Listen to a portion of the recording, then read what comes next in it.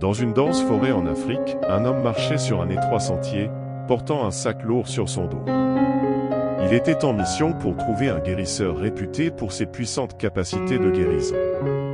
L'homme avait entendu dire que ce guérisseur pouvait soigner n'importe quelle maladie, peu importe sa gravité, et il était impatient de solliciter son aide. Pendant sa marche, l'homme rencontra un vieil homme assis au bord du sentier, plongé dans la méditation. Il s'arrêta et demanda à l'ancien s'il savait où trouver le guérisseur. « Le guérisseur que tu cherches n'est pas loin, » répondit l'ancien, « mais sois prudent, car il y a des dangers dans ce voyage. Reste attentif et ouvert. » L'homme le remercia et poursuivit sa quête, restant vigilant à toute menace. Finalement, il trouva le guérisseur, qui le reçut chaleureusement et lui proposa de l'aide pour sa maladie. Au moment où le guérisseur s'apprêtait à commencer le rituel de guérison, l'homme entendit un rugissement fort.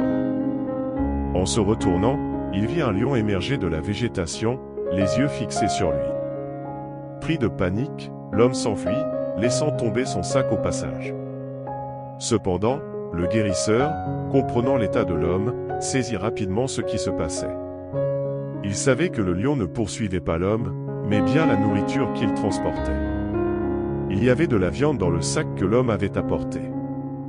Le guérisseur lança rapidement le sac en direction du lion, qui le dévora avidement. Pendant que le lion se délectait, le guérisseur se tourna vers l'homme et lui sourit.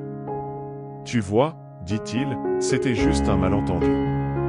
Le lion ne te poursuivait pas, il voulait seulement la nourriture que tu transportais. » L'homme était abasourdi.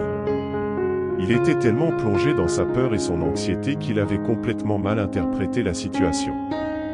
Mais les paroles du guérisseur l'impactèrent, et il commença à réaliser comment ses propres perceptions et croyances formaient son expérience. Ainsi, l'homme sortit de la forêt avec une nouvelle compréhension de la vie en Afrique. Il comprit que nos expériences sont façonnées par nos perceptions et que c'est seulement en abandonnant nos idées préconçues et nos préjugés que nous pouvons vraiment voir le monde tel qu'il est. Il comprit également l'importance de la compassion et de l'empathie, car c'est seulement grâce à la compréhension et à la réaction rapide du guérisseur qu'il avait pu éviter une situation potentiellement dangereuse. En s'éloignant, l'homme ressentit une sensation de paix et d'illumination qu'il n'avait jamais connue auparavant, et il savait qu'il porterait cette leçon tout au long de sa vie.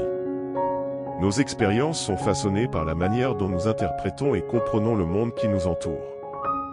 Il est essentiel de laisser de côté nos idées préconçues et nos préjugés pour voir les choses telles qu'elles sont vraiment.